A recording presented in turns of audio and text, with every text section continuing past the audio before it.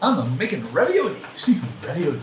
So I have minced prawn and mussel meat together, to which I'm adding equal parts of ginger, lemongrass, coriander, and garlic. Also making homemade ricotta. I'll show you guys how to do that in another video. And this is going to be my filling. But ravioli is a pasta dish, so I am rolling out some pasta. I'll also do a video on how to make pasta. Pasta is quite an easy thing to make, but it does take a lot of time and effort. I'm rolling out the pasta sheets to get it to as thin as possible setting. You basically want to see light through it, but not so much light that it's blinding. It's a bit of a tricky thing, but with practice you get the idea of it. Ravioli is a filled pocket of pasta.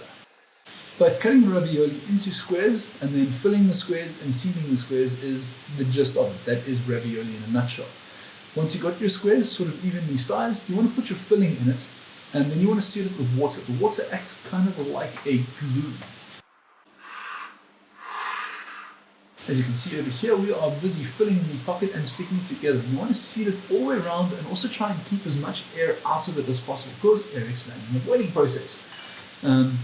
Getting a bit of a production line makes it easier. You can tell Italian grandmothers love their kids because this stuff takes effort.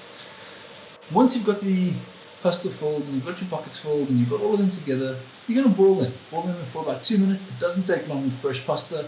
Plenty of salt in the water. Strain the stuff out and put it in a bowl.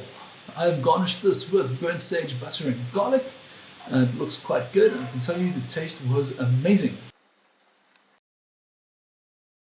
If you like this video, like and subscribe to Feed My Ego, and remember, play with your food. New videos every week.